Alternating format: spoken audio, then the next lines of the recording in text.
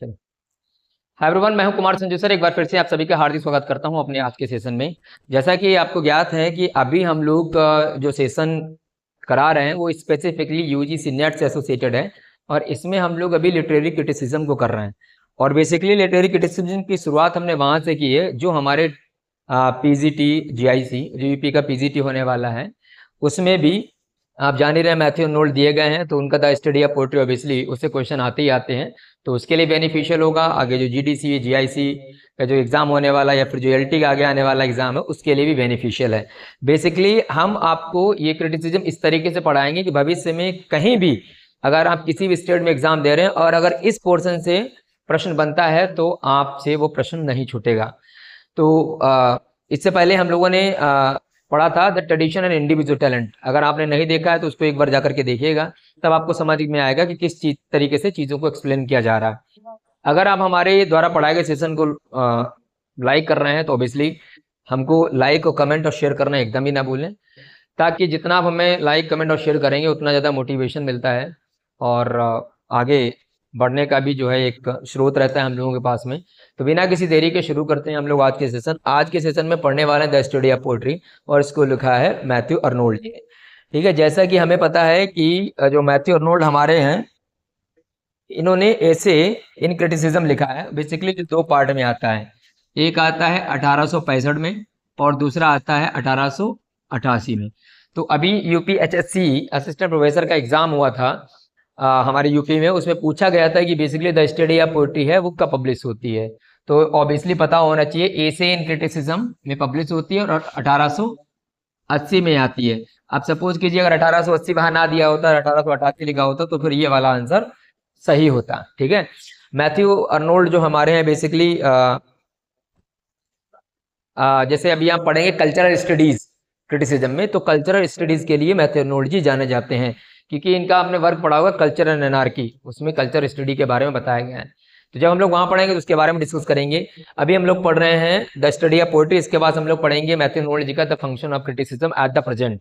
तो the function of criticism at the present है वो बेसिकली 1865 में आता है, यानी कि एसे इन क्रिटिसिज्म का जो पहला एडिशन आता है उसमें। सेकंड एडिशन में आपका आता है द स्टडी ऑफ पोएट्री। अभी यहाँ पर ध्यान देने की बात क्या है, एग्जाम में आपके पूछा जाएगा कि भैया जी ये बताइए कि in which year the study of poetry was published.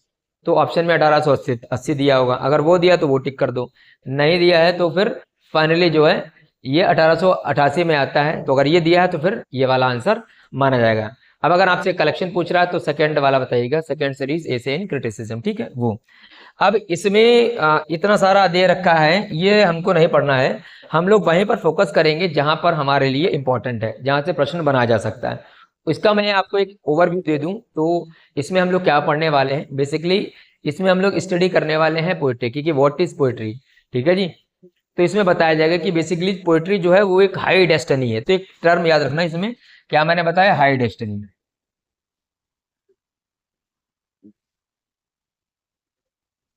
Basically आज के ज़माने में पोइट्री का बहुत ही बड़ा वाइटल रोल है।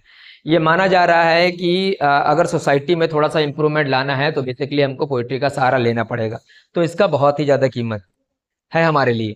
दूसरी बात में पोइट्री का हाई स्टैंडर्ड क्या है, ठीक है, और एक जजमेंट कैसे क्या करना है उसके बारे में इसमें बताया जाएगा। इसमें आप अभी देखेंगे दो प्रकार के फैलासीज बताई जाएंगी, हिस्टोरिकल फैलासीज और पर्सनल फैलासीज। दूसरा उसके बाद में इसमें एक हाई सीरियसनेस टर्म आएगा, आपको पता ही है। इससे कई बार प्रश्न पूछा भी जा चुका है कि भाई विच of the following writer point the term high seriousness. तो ऑब्वियसली आपको पता है ये मैथ्यू अर्नोल्ड है, वो जान ही रहे हैं। लेकिन अभी हाई सीरियस टर्म के बारे में उनको पता है किसने पॉइंट किया। हम ये पढ़ेंगे कि हाई सीरियसनेस बेसिकली होता क्या है। तो आप में से आधे लोग नहीं जानते होंगे कि भैया what is high seriousness. High seriousness ये टर्म तो पता है किसके लिए अप्लाई किया गया, किसके अंदर लैकनेस ऑफ हाई सीरियसनेस है, ये हर किताब में मिल जाएगा। जेफरी चौसर है, ठीक है, वो इसी में बताया गया है। तो कहने का आशय ये हुआ है कि हमको शब्द के साथ साथ में शब्द क्या है वो जानना है।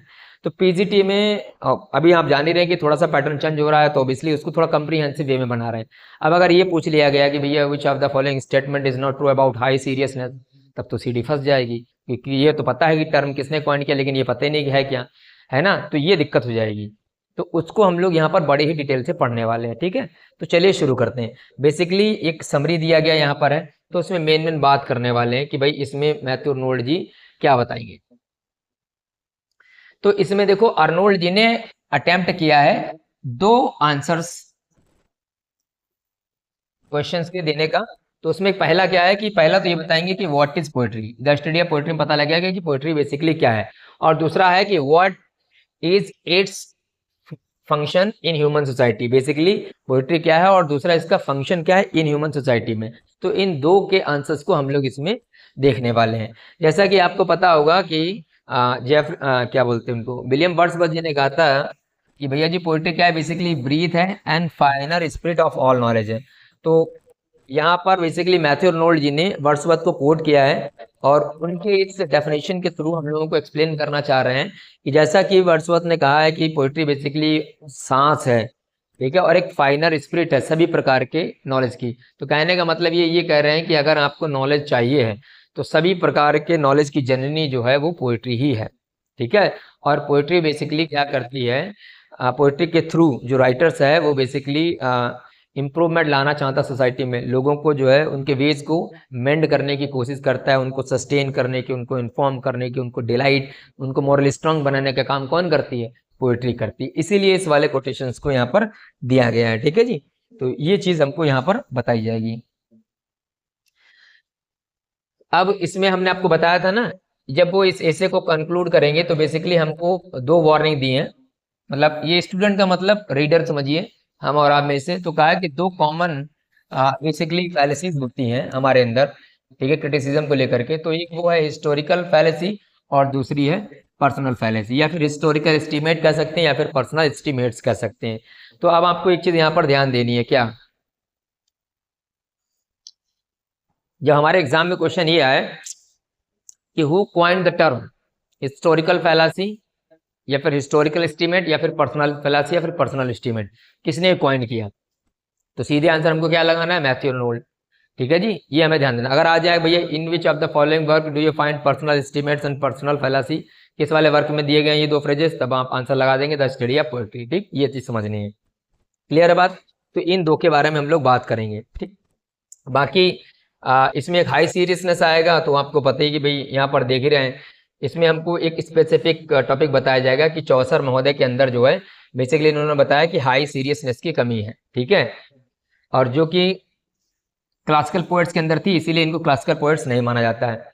उसके बाद ध्यान देना है कि अर्नोल्ड ने किनको क्लासिकल पोएट्स नहीं माना है। तो यहाँ पर आप ध्यान देंगे, the 18th century was per excellence the age of prose. The only authentic voices in it were those of Gray and Burns. मतलब प्रोज के मामले में जो 18th सेंचुरी आपका रहा है वो बेसिकली एज बढ़िया रहा है, लेकिन ग्रे एंड बर्न्स के अंदर भी थोड़ी सी कमी रही है, ये बताया गया यहाँ पर है।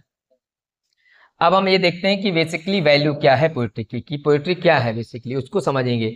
तो ये मैथ्यू अर्नोल्ड जी कह रहे हैं कि the future of poetry is immense. एक तो ये वाला हमारे लिए पॉइंट इंपॉर्टेंट है। अगर हमसे ये पूछ ले who said about poetry the future of poetry is immense, ये डेफिनेशन किसने दी है, क्योंकि अगर आपसे ये नहीं पूछेगा कि poetry is the criticism of life, है ना, ये पूछेगा तो सबको बता देगा। तो इसीलिए अगर टफ बनाना होगा तो ये पूछेगा कि who said the future of poetry is immense, तो आंसर हो जाएगा मैथ्यू अर्नोल्ड। कहाँ बोला गया, तो आंसर हो जाएगा द स्टडी ऑफ पोएट्री। अब ऐसा क्यों बताया है, because in poetry where it is worthy of its high destinies. कारण क्या है, इसका फ्यूचर इमेंस क्यों है, क्योंकि ये हाई डेस्टिनीज है। मतलब ये है कि भैया जी ये इसको समाज का उद्धारक माना गया है, इसका समाज में बड़ा ही रोल है। तो ये हाई डेस्टिनी वाला टर्म भी याद रखना, शुरुआत में मैंने आपको बताया था, ठीक है, ये भी आ सकता है, ये फ्रेज है, ये आ सकता है, ठीक है। तो ये इसका हाई डेस्टिनी है। Our race as a time goes on will find an ever surer and surer stay. जैसे जैसे समय बीतता जा रहा है धीरे धीरे एक समय वो आएगा, लोगों को एहसास होगा कि पोएट्री उनके लिए कितनी उपयोगी है। चलिए आगे कहते हैं, he says that poetry is more lasting than any other human institutions accomplishment. अब ये भी लाइन याद रखना, ये इंपॉर्टेंट है। ये किसने कहा है कि पोएट्री जो है बेसिकली मोर लास्टिंग है, जितने भी ह्यूमन इंस्टीट्यूशंस बनाए गए हैं उनकी अपेक्षा ये मोर लास्टिंग, मतलब ह्यूमन इंस्टीट्यूशंस तो खत्म हो जाएंगे लेकिन पोएट्री वैसे ही सरवाइव करेगी। तो ये वाला भी हमारे लिए पॉइंट इंपॉर्टेंट है। जितने पॉइंट बता रहा हूँ बस उतने इंपॉर्टेंट है। द स्टडी ऑफ पोएट्री करके ऊपर हेडिंग डाल लो, जो बता रहा हूँ उन्हीं को की पॉइंट्स करके लिख लो, पॉइंट्स टू रिमेंबर, या फिर facts about the study of poetry, और उनको सीरियल से नोट कर लो, एग्जाम में आएगा तो उनसे ज्यादा कहीं नहीं आएगा, गारंटी है एकदम। ठीक, एक बात ये समझ में आ गई। अब इन्होंने बताया even religion will at one time और द अदर फेल। मतलब ओबियसली अगर सिंपल सी बात की जाए, ये तो आप अरिस्टोटल प्लेटो के टाइम से देखते चले आ रहे हैं कि पोएट्री जो है सुपीरियर है हिस्ट्री से, फिलोसफी से, रिलीजन से। तो वो बात तो इन्होंने यहाँ पर भी सेम ही बोली है। कुछ अलग इन्होंने कहा एक समय में जो है रिलीजन भी इतना नहीं इम्पैक्टफुल होगा जितना कि पोएट्री है, तो इसको तो इतना याद करने वाली कोई बात नहीं है। ठीक, अब पोएट्री बेसिकली है, ये यहाँ देखेंगे, पोएट्री इज मैन्स इमोर्टल पोजेसेशन और perennial source of Joy, comfort and inspiration. ये भी एक इंपॉर्टेंट पॉइंट है, यहाँ से नोट कर सकते हैं। बेसिकली ये डेफिनेशन के रूप में आ सकता है कि यही पूछा जाएगा कि भैया जी who said poetry is a man's immortal possession, इतना ही आ सकता है कि पोएट्री जो है वो मैन का इमोर्टल पोजेसेशन है, कभी खत्म ही नहीं होगा, ऐसी वस्तु है ये पोएट्री मैन के लिए। और ये पेरिनीरियल, हमेशा ये जॉय देगी, कंफर्ट देती है और इंस्पायरेशन देती है। ठीक, तो ये वैल्यू पढ़ रहे हैं हम लोग पोएट्री की। पोएट्री क्या करेगी, ये बेसिकली हाई डेस्टिनीज है, सोसाइटी को इम्प्रूव करेगी। ठीक है, और ये रिलीजन से भी कहीं ज़्यादा बढ़कर है, जितनी ह्यूमन इंस्टीट्यूशन है उनसे भी कहीं ज़्यादा एवरलास्टिंग है ये। और बाकी ये इमोर्टल पोजेसेशन है ह्यूमन बीइंग का, पेरिनीरियल सोर्स है जॉय का। तो ये वैल्यूज पढ़ रहे हैं हम लोग पोएट्री के। ठीक, अब पोएट्री क्या करेगी, तो ये तो दिखे रहेंगे, जैसे कि बर्ड्सवर्थ ने कहा है कि पोएट्री क्या है, breath and final spirit of all knowledge है। ये शुरुआत में मैंने आपको बता ही दिया था। आ, अब ये मोस्ट इंपॉर्टेंट यहाँ से डेफिनेशन है, जितनी डेफिनेशन बता रहा हूँ उतनी सब नोट कर लेना, क्योंकि जो आप जान रहे हैं वो तो जान ही रहे हैं, जो नहीं जान रहे हैं वही हमको पढ़ना है। और क्योंकि आजकल एग्जाम में काफ़ी ज़्यादा फाइट है, अगर आप भी वही पढ़ रहे हैं जो सब पढ़ रहे हैं तो फिर आप कुछ नया नहीं कर रहे हैं। अगर आप कुछ नया नहीं कर रहे हैं तो फिर आप समझ लीजिएगा आपको फिर चांसेस जो हैं धीरे धीरे कम होते रहेंगे, फिर आप वहाँ तक नहीं पहुँच पाएंगे जहाँ तक आपको जाना है। इसीलिए जितना आपके पास नॉलेज है वो बहुत अच्छी बात है, उसके अलावा भी एफर्ट करते रहिए कुछ नया जानने के लिए, क्योंकि जो इजी आएगा वो सब करेंगे, और जो सब करेंगे तो आप भी वहीं खड़े होंगे जहाँ सब खड़े होंगे, और किसी ने कुछ अच्छा किया होगा वही आपसे दो चार क्वेश्चन ऊपर होगा, और दो चार क्वेश्चन से ही सिलेक्शन होता है, आपको पता होगा, वो बाजी मार ले जाएगा। तो इसीलिए सब डेफिनेशन बता रहा हूँ, उनको अच्छी तरीके से समझना है। इसको पूरा एनालाइज कर रहा हूँ, अपने आप पढ़ेंगे तो आपको समझ में नहीं आएगा कितना पढ़ना है कितना छोड़ना है। हम आपको बता रहे हैं जितना पढ़ना है और कितना छोड़ना है।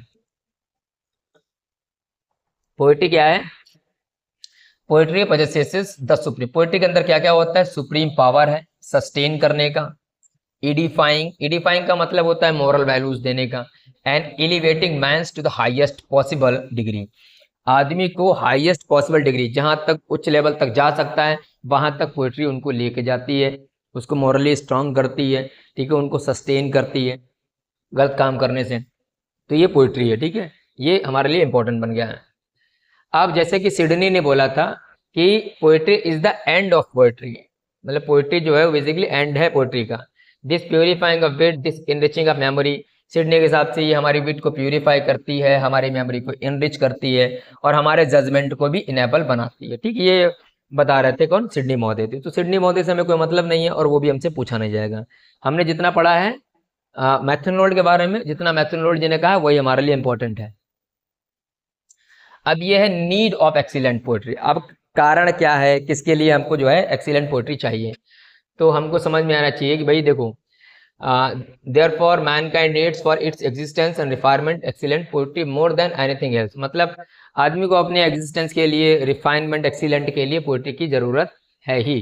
ठीक है, तो पोएट्री का होना बहुत जरूरी है, क्योंकि पोएट्री क्या करेगी, यहीं पर लिखा है कि जो बेस्ट पोएट्री होगी उसके अंदर पावर ऑफ फॉर्मिंग होगा, सस्टेनिंग होगा, डिलाइटिंग अस। ठीक है, एंड नथिंग एल्स कैन। ये सब चीजें एक अच्छी पोएट्री करेगी। तो इसीलिए बोला गया है, यहां से देखेंगे कि we must set our standard for poetry high. तो इसीलिए ये जरूरी है कि हम जो भी पोएट्री कंपोज कर रहे हैं उसमें एक हाई स्टैंडर्ड होना चाहिए, क्योंकि पोएट्री कोई आम चीज नहीं है कि जैसे आपके मन में कोई विचार आया और आपने उसको लिख दिया, कुछ भी लिख दिया, नहीं, ऐसी पोएट्री पोएट्री नहीं। एक पोएट्री जो होगी जो हाई डेस्टिनीज वाली हो, जिसमें एक हाई स्टैंडर्ड हो, फॉलो करे, जिससे जो उसको पढ़े, ठीक है, उसके अंदर कुछ ना कुछ पढ़ करके रिफॉर्म आना चाहिए। अब चाहे वो रिलीजियस हो, चाहे मोरल पर्पस को लेकर के हो, है कि नहीं, तो वो होना चाहिए। तो हमको ऐसा स्टैंडर्ड एक सेट करना है जिससे पोएट्री जो है वो हाई हो। ठीक, तो वही बात देखो, पोएट्री क्या करती है, poetry is capable of fulfilling such a high destinies. अब अगर पोएट्री हाई डेस्टिनीज को फुलफिल करती है तो पोएट्री भी कैसे होनी चाहिए, poetry must be poetry of a high order of excellence. तो ये ध्यान देना, ये बात ध्यान देना है। अगर ये प्रश्न आ जाए कि इनमें से कौन सा ऐसा राइटर है जिसने high order of excellence poetry के बारे में बात किया है, तो ऑब्वियसली हमारा आंसर क्या हो जाएगा, बताओ भैया। मेरा आंसर हो जाएगा मैथ्यू आर्नोल्ड। ये हमें ध्यान रखना, ठीक। और इसीलिए पोएट कह रहा है कि we must accustomed ourselves to a high standard and to a strict judgement. तो ये दो ध्यान देना, इसमें एक हाई स्टैंडर्ड की बात की गई है और एक स्ट्रिक्ट जजमेंट की बात की गई है। तो जब भी हम पोएट्री कंपोज कर रहे हैं तो हमारे अंदर एक स्ट्रिक्ट जजमेंट होना चाहिए, ये फ्रेज याद रखें, और हाई स्टैंडर्ड याद रखना चाहिए। The poetry must B of a high standard, ये किसने बोला है, तो मैथ्यू आर्नोल्ड बोला है। हाई स्टैंडर्ड आपको टर्म याद रखना है, ठीक, ये ध्यान देना है। तो हमको हाई स्टैंडर्ड और एक स्ट्रिक्ट जजमेंट को फॉलो करना है। उसी चीज को लेकर के अर्नोल्ड कहते हैं कि भैया जी देखो, अर्नोल्ड कहते हैं कि it is not an easy task to accomplish, he says in poetry the distinction between excellent and inferior. अब वो बता रहे हैं कि पोएट्री में डिस्टिंक्शन करना कि भाई कौन सी चीज एक्सीलेंट है, कौन सी इंफीरियर है, कौन सा साउंड और कौन सा अनसाउंड है, या फिर ओनली हाफ साउंड है, या ट्रू एंड अनट्रू है, या ओनली हाफ ट्रू है, is of a paramount importance. ये बात हमको जानना बहुत अति महत्वपूर्ण है। तो ये भी ध्यान देना, ये किसने बोला है कि भाई in a poetry the distinction between sound and unsound, ठीक है जी, या फिर एक्सीलेंट एंड इन्फीरियर, या हाफ साउंड, या ट्रू साउंड, या अनट्रू, इनके बारे में जानना ये एक बड़ी ही महत्वपूर्ण हमारे लिए बात है। तो किसने बोला है, ये मैथ्यू आर्नोल्ड ने बोला। कहाँ बोला है, द स्टडी ऑफ पोएट्री में बोला है। तो ये चीज हमें जाननी है। तो it is of a paramount importance because of the high destinies of poetry. High destinies of poetry के लिए we have need to know about that what is excellent and what is inferior, what is sound and what is unsound, what's only half sound, true and untrue, ठीक है। these all things are important for us to know because of high destinies of poetry। ये चीज हमको समझनी है। तो वही चीज बोला गया है, इन्होंने यहाँ पर ये डेफिनेशन दी है कि भाई बेसिकली पोएट्री क्या है।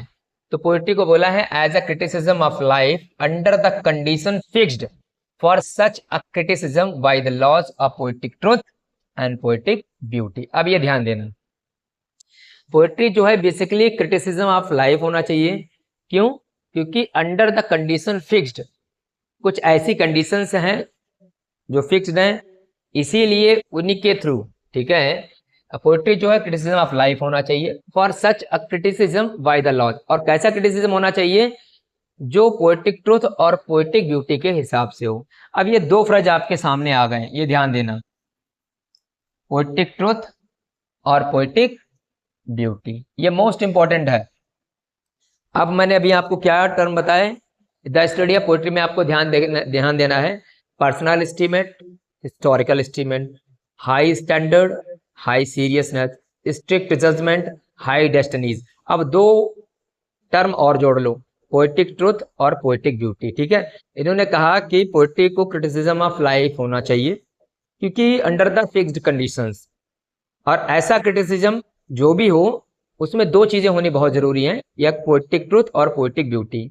अब ये पोएटिक ट्रुथ और पोएटिक ब्यूटी की बात क्या कर रहे हैं, तो पहले बात कर लेते हैं पोएटिक ब्यूटी की।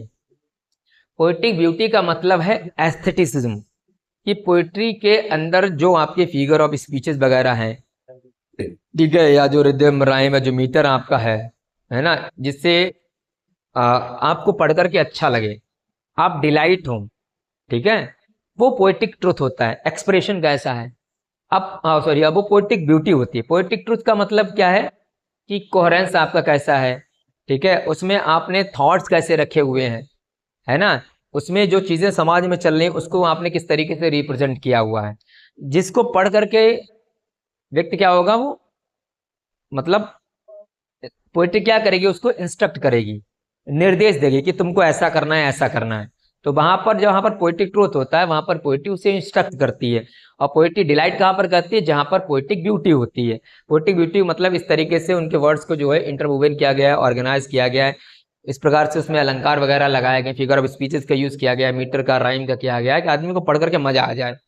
जैसे आप गाना देखते हैं, पहला क्या होता है गाने में, गाने की एक तो लय, कौन सी कड़ी कहाँ पर क्या मिलेगी, कहाँ पर डाउन है, कहाँ पर पिच है, का मतलब कहाँ पर लो इंटोनेशन, कहाँ पर हाई करना है, वो चीज मैटर करती है। दूसरा, उसके शब्द क्या बोल रहे हैं जो आदमी के दिल को छू जाए। वैसे पोइट्री होती शब्दों का ऐसा मेल जो व्यक्ति के दिल को छू जाए, तो वो पोएटिक ट्रूथ हो जाएगा।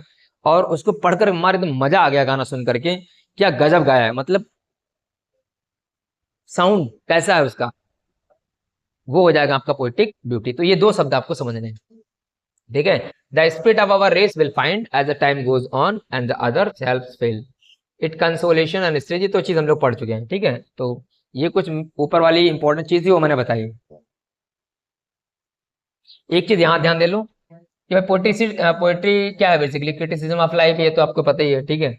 ये पूछा भी जा चुका है। अब यहाँ ध्यान देंगे, poetry conveying it is excellent rather than inferior. Poetry हमेशा ये बताती है कि वो हमेशा एक्सीलेंट होती है, वो बेसिकली इंफीरियर नहीं होती है, ठीक है।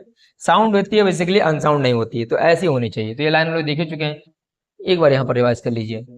आगे चलते हैं। अब ये टू फैलेसीज बताई गई जजमेंट की पोइट्री को। जब भी आप पोइट्री लिख रहे हैं, पढ़ रहे हैं, तो उसमें आपको दो फैलेसीज देखने को मिलेंगी, वो आपको उनसे दूर रहना है। जैसा कि थ्योरी ऑफ इम्पर्सनैलिटी में हम लोगों ने पढ़ा था, ट्रेडिशन इंडिविजुअल टैलेंट में, लगभग वैसा यहाँ पर है। तो यहाँ पर कौन कौन सी है देखो, तो मैंने आपको पहले बता दिया था, जनरली दो फैलेसीज होती हैं, ठीक है, एक हिस्टोरिकल और एक पर्सनल।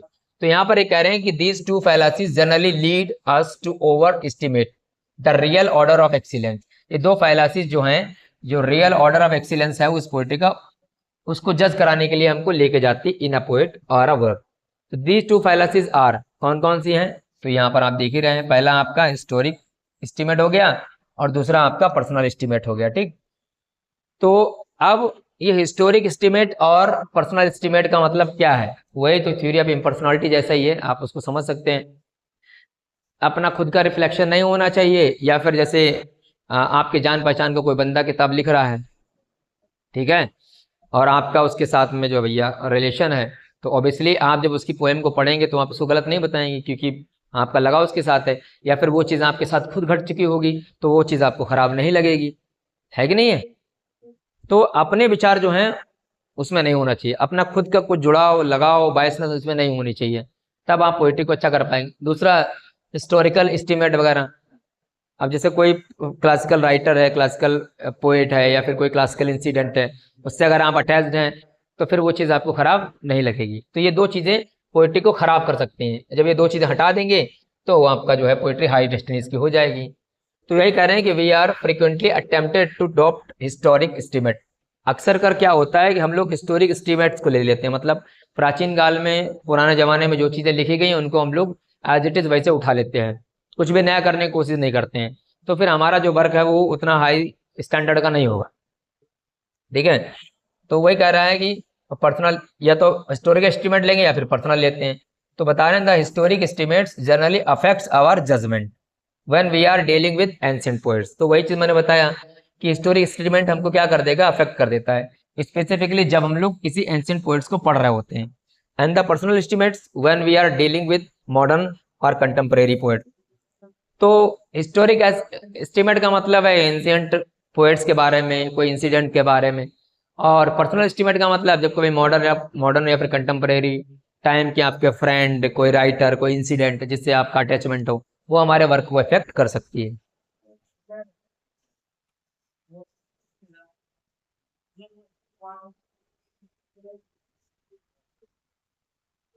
अब यहाँ पर एक चीज समझना, ये कह रहे हैं कि the historic estimates affect our judgment of the ancient poets और ancient works.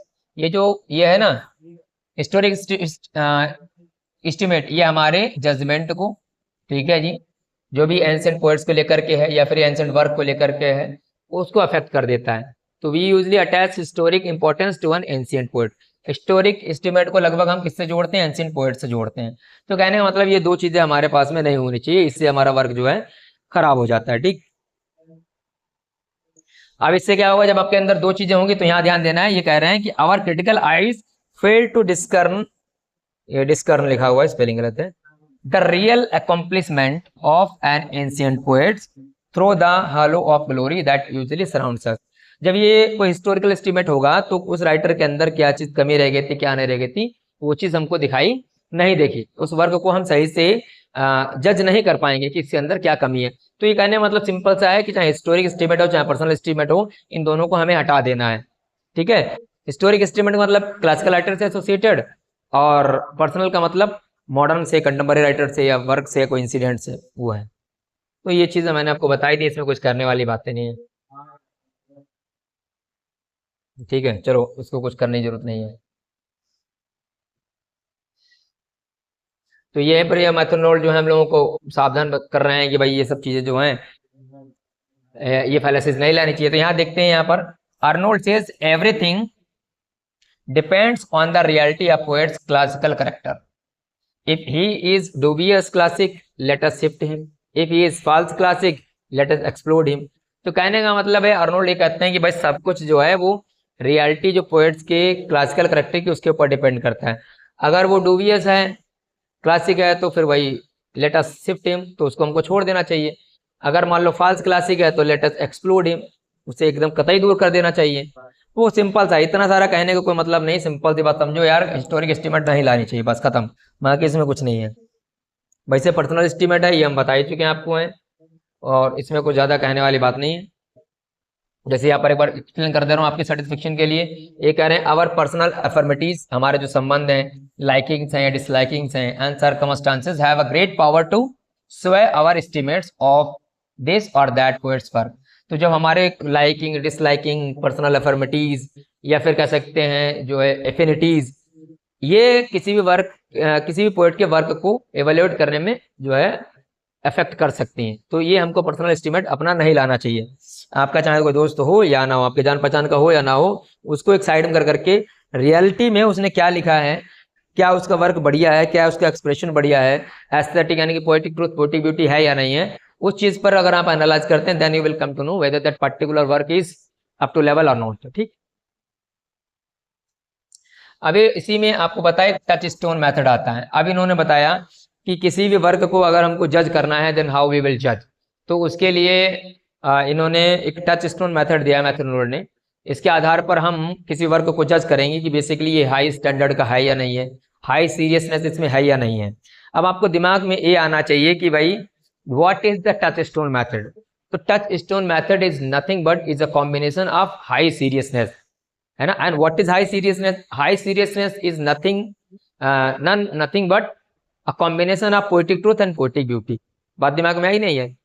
Touch stone method में हाई सीरियसनेस चेक की जाएगी या हाई स्टैंडर्ड। अब हाई स्टैंडर्ड है या नहीं है, हाई सीरियसनेस है या नहीं है, ये दो चीज़ों पर डिपेंड करेगा, पोएटिक ट्रुथ और पोएटिक ब्यूटी। अगर ये दो चीज़ें हैं तो वो हाई स्टैंडर्ड का है, हाई सीरियसनेस का है। अगर हाई सीरियसनेस है तो टच स्टोन मेथड के हिसाब से वो वाला वर्क बढ़िया है। तो ये आप समझ लो।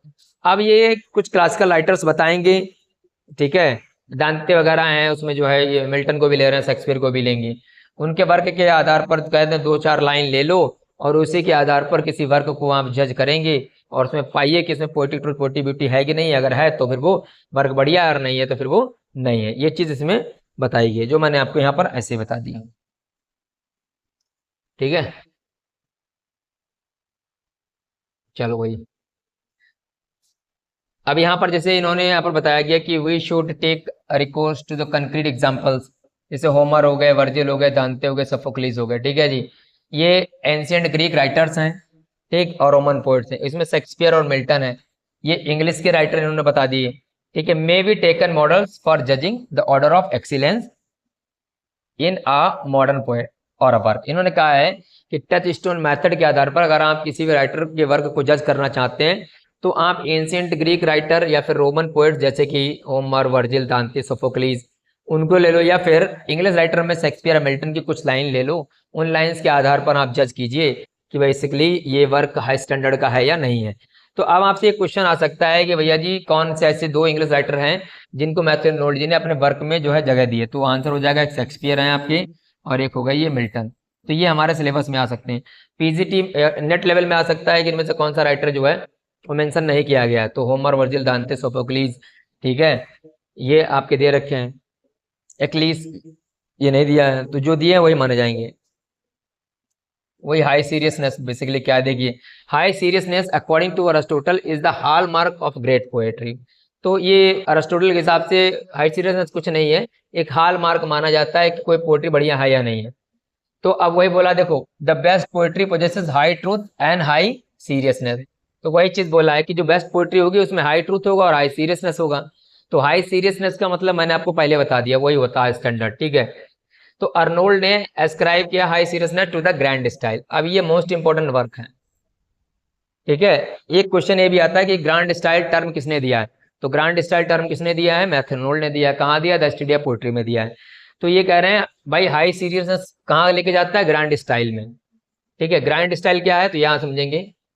Grand style is constituted of two elements, excellent matter and excellent expression. तो वही चीज है, ये मोस्ट इंपॉर्टेंट ध्यान रखेंगे ग्रांड स्टाइल वाला। ग्रैंड स्टाइल बेसिकली क्या है इन्होंने बताया, ग्रैंड स्टाइल में एक्सीलेंट मैटर इन्होंने बताया और एक्सीलेंट एक्सप्रेशन। अगर आपने उसमें कंटेंट बढ़िया दिया है और किस तरीके से आप चीज़ों को और सिस्टमेटिक ऑर्डर से आप एक्सप्रेस कर रहे हैं, तो फिर वो उसमें हाई सीरियसनेस है। यानी कि पोएटिक ट्रुथ और पोएटिक ब्यूटी। ट्रुथ का मतलब एक्सप्रेशन हुआ और ब्यूटी का मतलब जो है किस तरीके से उसमें फिगर ऑफ स्पीचेस दिए गए हैं और उसमें मैटर क्या दिया गया है वो। तो ये आपको चीज़ ध्यान देनी है। यानी कि अगर आपसे पूछा जाए कि व्हाट इज हाई सीरियसनेस, तो आप सिंपल सा बताएंगे high seriousness is the combination of excellent matter and excellent expression, या फिर पोएटिक ट्रूथ या फिर पोएटिक ब्यूटी, ठीक है। एक ही चीज मानी जाएगी, अलग नहीं है। तो मैटर और मैनर ये दो टर्म ध्यान दो, ठीक है। ये ना पूछा जाए तो यहाँ ध्यान देना, मैटर मैनर ये किसने दिए, तो आपको समझ में आना चाहिए ये भी किसने दिए हैं, मैथ्यू आर्नोल्ड ने। लास्टली हम बताएंगे इसका, हम आपको जब सम अप करेंगे तो इसमें कौन कौन से फ्रेजेस हमारे लिए इंपॉर्टेंट है, कहाँ से क्वेश्चन बन सकता है, वो हम लोग लास्ट में डिस्कस कर लेंगे। तो अकॉर्डिंग टू मैथ्यू आर्नोल्ड, ठीक है भैया जी, इंटरडिपेंडेंट है ईच अदर, ये मैटर और मैनर। तो the superior character of truth and seriousness in the matter and substance of the best poetry is inseparable. कहने का मतलब बेस्ट पोएट्री होगी जिसमें मैटर और मैनर कभी अलग नहीं होंगे, ये चीज है।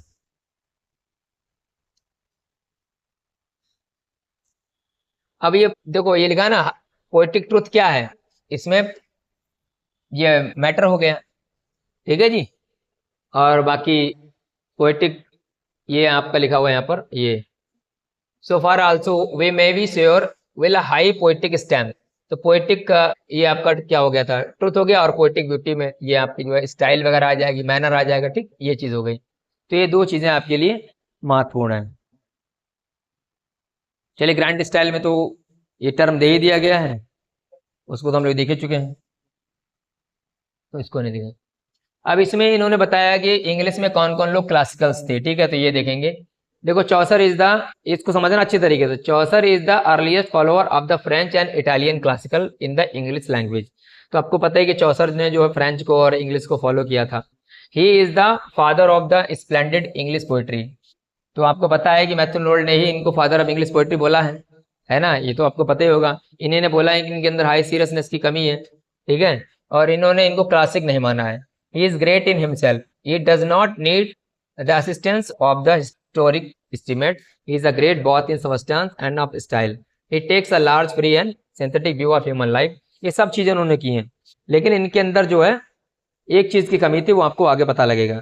वो क्या था, पोएटिक जो मैटर था वो उसको लेकर के इन्होंने बोला इनके अंदर वो चीज नहीं थी, इसीलिए इनको जो है हाई सीरियसनेस की जो है कमी बता दी गई। तो यहाँ देखेंगे in Chaucer's poetry there is a God's plenty, ठीक है। ये किसने बोला है, in Chaucer's poetry there is a God's plenty, ये भी किसने बोला है, मैथ्यू आर्नोल्ड ने बोला है। तो ये इंपॉर्टेंट हो जाएगा, ठीक है।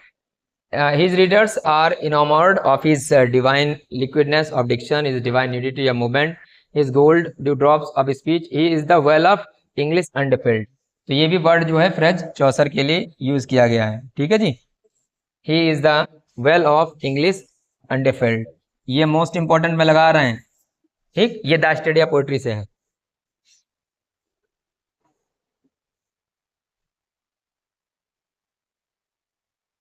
अब यहाँ पर देखो, ये सीधा यहाँ बोला ना कि अर्नोल्ड ने कहा है कि भाई इनके वर्क के अंदर जो है वो हाई सीरियसनेस नहीं है, ठीक है, इसीलिए इनको जो है ग्रेट क्लासिकल की कैटेगरी में नहीं रखा जाता है।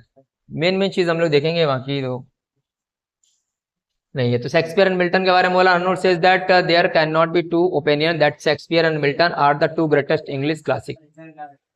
Shakespeare is the king of the realm of the thoughts as well as the poetic rhythm and style. मतलब शेक्सपियर महोदय को अर्नोल्ड जी ने कहा है कि बेसिकली ये किंग हैं थॉट्स को लेकर के, रिदम को लेकर के और स्टाइल को लेकर के। ठीक, तो अर्नोल्ड जी जो हैं पूरी तरीके से शेक्सपियर को क्लासिक मानते हैं और मिल्टन महोदय को क्लासिक मानते हैं। ठीक, बाकी तो इसमें खैर इतना कुछ और नहीं है, जितना इंपॉर्टेंट है उतने हम लोग पढ़ेंगे। ड्रेडन एंड पोप के बारे में देखते हैं। ठीक है, यहाँ पर कह रहा है Arnold takes up controversial issue whether Dryden and Pope are poetical classic. ये दो राइटर को लेते हैं, ये आपको ध्यान देना, ये इंपॉर्टेंट क्वेश्चन बन सकता है नेट के लेवल में कि ऐसे कौन से दो न्यू क्लासिकल राइटर्स हैं जिनको लेकर के कंट्रोवर्शियल इशू रहा है कि क्लासिक है या नहीं है। मैथनोड ने कहा तो आंसर हो जाएगा ड्रेडन एंड पोप। ठीक है, बेसिकली ये प्रोज में है लेकिन पोइट्री में इनको नहीं माना गया है, प्रोज बढ़िया लिखा है। तो doctor Johnson puts them very high in the hierarchy of poetical classics. Doctor Johnson के हिसाब से ये बेसिकली पोएटिकल क्लासिक्स माने जाते हैं, लेकिन मैथनोड के हिसाब से इनके अंदर कमी है। तो Wordsworth and Coleridge deny this honour to them, जबकि वर्ड्सवर्थ ने और कॉलेज ने जो आपके ड्रेडन पोएट हैं इनको क्लासिक नहीं माना है, अरे डी आर जॉनसन जी ने इनको क्लासिक माना है। तो जो नेट की तैयारी कर रहे हैं वो आपसे ये पूछा जा सकता है कि भाई ड्रेडन पोप को क्लासिक किसने माना है, तो क्या आंसर बताएंगे? तो हम बताएंगे डॉक्टर जॉनसन ने। वर्ड्सवर्थ कॉलेज ने और मैथनोड को नहीं माना है। तो we have to dispel the hollow of the historic estimates in order to ascertain the real position in the history of English poetry. तो Arnold believes that Dryden and Pope, the splendid high priest of our age of prose and reason. ये most important line है, ये वाली line हमसे पूछी जा सकती है कि भाई ये किसने बोला है कि ड्रेडन और पोप जो ये भैया जी और बहनी जी इतनी मेहनत कर रहे हैं आपके लिए, तो आपसे एक हम्बल सबमिशन है भैया हमारे वीडियो को लाइक कमेंट और शेयर करना कतई ना भूला करें। वीडियो देखने से पहले फटाक से दबा दिया कीजिए। वैसे इतना कंटेंट जो हम बना रहे हैं पढ़ा रहे हैं आपको पूरे यूट्यूब चैनल में कहीं नहीं मिलेगा आपको, इतना डीप पढ़ा रहे हैं। ठीक है, मैं आपको बिल्कुल वैसे यहाँ पर पढ़ा रहा हूँ जैसे कि कोई कोचिंग में पढ़ाता है अपने बच्चों को। ठीक है, अगर कहीं पर भी इस तरीके से आपको एक्सप्लेन किया हो कोई ये वीडियो भी, तो आप हमें टैग कर दीजिएगा। हमारा SR कोचिंग क्लासेस का टेलीग्राम ग्रुप चैनल भी है, आप उसको ज्वाइन कर सकते हैं। लिंक नीचे आपको मिल जाएगा डिस्क्रिप्शन बॉक्स में। अगर आप कोई क्वेरीज होगी आप डिस्क्रिप्शन बॉक्स में अपने क्वेरीज को मेंशन कर सकते हैं।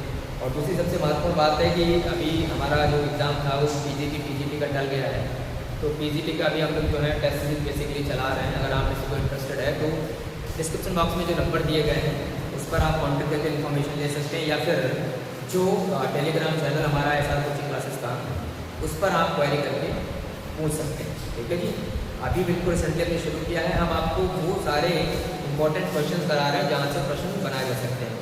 हम आपको उस तरीके से क्वेश्चन नहीं करा रहे हैं 17 राइटर आपके हैं, हम 5-5 करके डिवाइड कर रहे हैं। पर्टिकुलर क्वेश्चन एक टेस्ट सीरीज में सिर्फ आपको 5-5 करके मिलेंगे, ताकि जितने ज़्यादा क्वेश्चन बन सकते हैं वो मैं आपको टेस्ट सीरीज के माध्यम से ही सारा का सारा जो है आपका सिलेबस रिवाइज कराऊँ। और जब आप हमारा टेस्ट सीरीज ज्वाइन करेंगे और लगाएंगे तब आप पाएंगे कि आपको किसी भी किताब में उस प्रकार के क्वेश्चन नहीं मिलने वाले।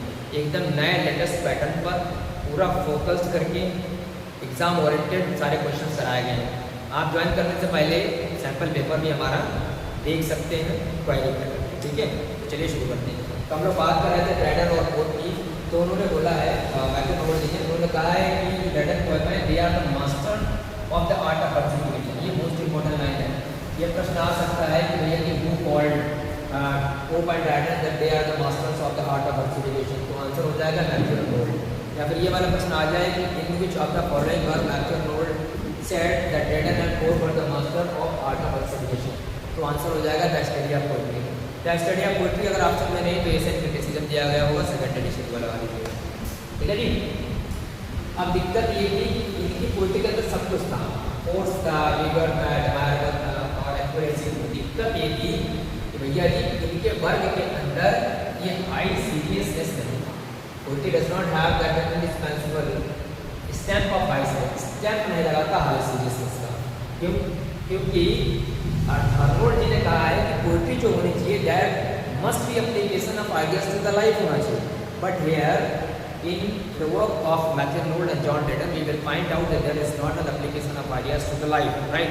Although we will find out that they are good at prose, whether Dryden Oh, but according to Matthew Noel, whatever the norms and manners were there which he has described in his particular trial destiny of poetry, that are not going to find out those qualities as he has mentioned, like poetic truth and poetic beauty, which leads us to the highest standard of poetry.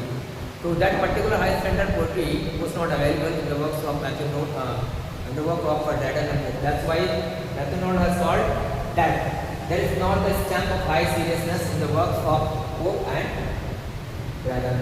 So ये लोग classical poets कहीं ये वही थी, इसे बोला it does not offer a powerful poetic application of idea. भी पूछा भी जा चुका है कि who said that poetry is application of ideas in life. ये आपको याद रखना है. ये फिर से ये किसने बोला है? नोट ने बोला, ये भी आ चुका है. आपको जो नहीं बताई चीज़ें हमको याद रखना है. अब ये बोला है कि भाई बेसिकली इनकी पोएट्री में आपको जो है इसका इंटेलेक्ट देखने को मिलेगा, लेकिन केवल बुद्धिमानी प्रदर्शन करने से नहीं होता ना. वो जो भी आप लिख रहे हैं एक कॉमन आदमी उसको समझ सके, उसकी लाइफ से एसोसिएट हो, अपने आप को वहाँ पर अपने आप को रख सके, तब ना चीज़ें बढ़िया लगेंगी. जैसे अभी आपने देखा पंचायत से चल रही है, उसमें जितने कैरेक्टर्स हैं उनको इतना रियल बनाया गया है कि जो भी उस मूवी को उस शो को देखता है वो समझता है कि ये चीज़ हमारे साथ हो रही है. इतना रियलिस्टिक एक्सप्रेशन है, इतना रियलिस्टिक उनके डायलॉग्स या डिलीवरी एक्सप्रेशन है, तो खुद को लगता है कि हम ही खुद हैं. हर आदमी अपने आप को अटैच कर ले रहा है. बिल्कुल वैसे ही कोई होनी चाहिए एप्लीकेशन ऑफ आइडियाज का ले, तब वो बहुत बढ़िया माना जाएगा. लेकिन खाली डायलॉग हीरोगिरी दिखा रहा जैसे कुछ एटीट्यूड वाले आपने देखा एक्टर्स वगैरह हैं, उनके अंदर मार कितना एटीट्यूड है, तो वैसे एटीट्यूड क्या करेंगे? धोएंगे, बिछाएंगे, रीटेक क्या करेंगे? वो इसे कोई पसंद नहीं करता. और बताओ कितना छोटा एक्टर उसको इतना ज़्यादा पॉपुलरिटी मिलने का कारण क्या है? हम और आप ही हैं, है कि नहीं? इसके चाहे भाव बढ़ाओ, इसको चाहे गिराओ. चलो ये समझ में आ जाओगा कि भाई therefore Noel verdicts on Dryden and Pope is that they are not the classical of our poetry. तो वो सीधा बोल दिया वो तो क्लासिकल हमारी पोएट्री के नहीं है. अगर ये बोला जाए कि इनको क्लासिकल नहीं माना है तो हम क्या बताएंगे? हम बताएंगे Dryden और पोएट. और ऐसे अगर ऐसे कौन से इंग्लिश राइटर है जिनको क्लासिकल माना है तो क्या बताएंगे? शेक्सपियर और मिल्टन. ठीक, चलो बहुत बढ़िया. ग्रे के बारे में देख लो, ग्रे और बर्न्स के बीच में आएंगे तो क्या है? The position of Gray is very similar. He had the making of poetical classic. उनके अंदर क्वालिटीज हैं क्लासिकल वाली. He was deeply and widely read in Greek poetry. Intellectually and emotionally, he constantly lived in the company of the Greeks and got much of their poetic sensibility and style. इनका कहने का मतलब है grey महोदय ने Greek के writer को अच्छे से पढ़ा है, उनकी पोएटिक जो स्टाइल की सेंसिबिलिटी थी उसको उन्होंने अडॉप्ट किया है और उस चीज़ को अपने वर्क में भी डाला है. That's why they are near to classical. लेकिन अभी आगे समझ में आएगा. बट इस political output is very scanty. लेकिन जो उन्होंने लिखा है बहुत थोड़ा है, स्कैंटी. एंड यहाँ बोला है he written a little more. He would have been among the great political classics in English. अगर उन्होंने ज़्यादा लिखा होता तो शायद वो आज ग्रेट इंग्लिश क्लासिकल्स की कैटेगरी में आए होते. कौन? ग्रे महोदय. लेकिन थोड़ा लिखा है तो nevertheless he is a classical. लेकिन कोई बात नहीं, जो भी है वो क्या है? क्लासिकल ही माने जाएंगे. तो आपको याद रखना रॉबर्ट बर्न्स और आपके ये थॉमस ग्रे ये रोमांटिसिज्म के हैं, ट्रांजिशन एरा के, इनको क्लासिकल की कैटेगरी में रखा जाता है. ये ध्यान रखना है. तो रोमांटिक पोएट में आ जाए तो बर्न्स और ग्रे लगाएंगे आंसर में. चलो the scantiest and the frailest of classic in our poetry. Most important याद रखना, ये ग्रे को जो है रेफर की गई लाइन है. अगर ये लाइन आ जाए कि ये किसने बोला है कि भैया ठीक है scantiest and the frailest of classic in our poetry. बहुत थोड़ा लिखा है, बहुत कमजोर है क्लासिकल की जो भी हमारी पोएट्री में. स्कैंटिएस्ट का मतलब बहुत कम ही लिखा है, फ्रेलिएस्ट का मतलब थोड़े कमजोर है. क्लासिक्स को लेकर के किसको रेफर किया गया?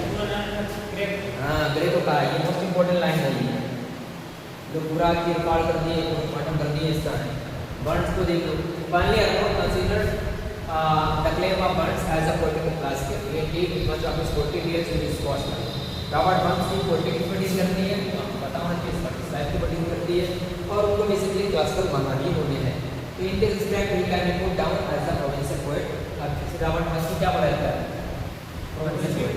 और उनको जो है पीजेंट पोएट भी बोला जाता है. ठीक है. अरे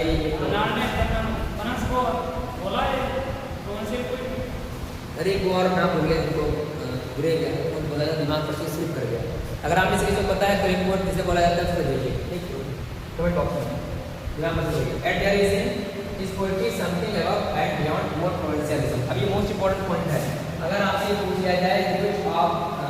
the following writers work do you find provincialism, इनमें से दिए गए किस राइटर के अंदर प्रोविंशियलिज्म पाया जाता है। तो आपको ऑप्शन में दिया गया होगा grey, Robert Burns, Milton, Shakespeare.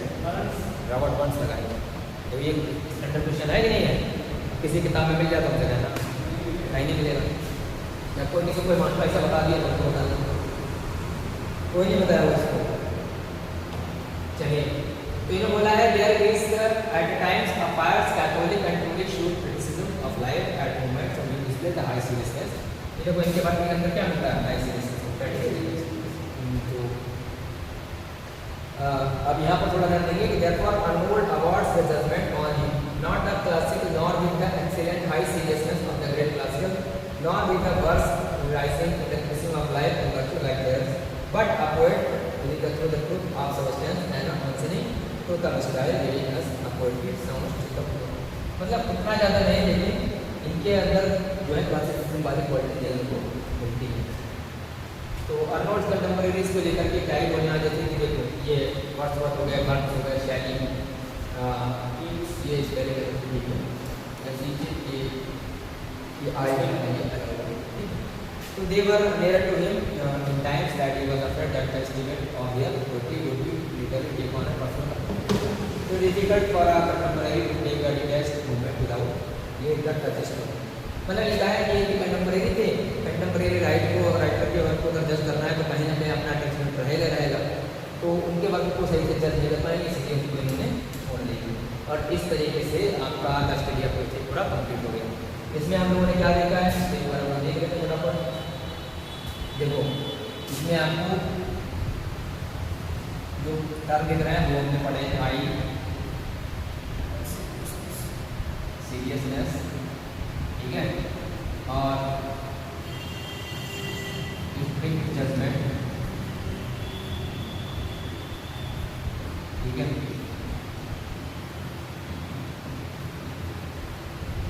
Poetic truth,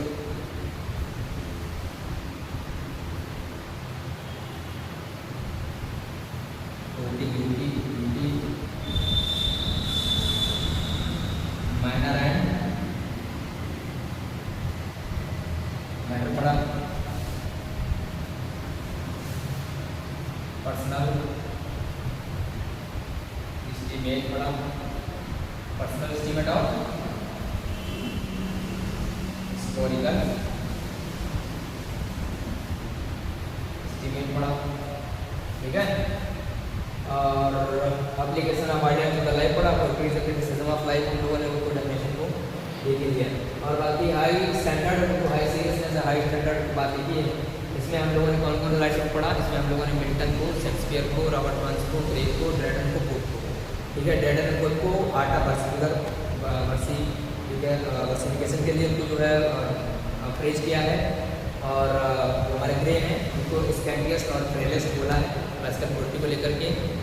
और जो हमारे रॉबर्ट बर्न्स थे उनको जो है प्रोविंशियलिज्म को लेकर बोला है कि जितने वर्क हैं वो स्कॉटिश लाइफ के ऊपर पूरा बेस्ड है। तो ये था ये बेसिकली तरीके से शॉर्ट समथिंग जो उन्होंने देखा। अगर आपको हमारा सेशन पसंद आया हो तो लाइक करें, कमेंट करें और शेयर करना ना भूलें। मिलते हैं अगले सेशन में।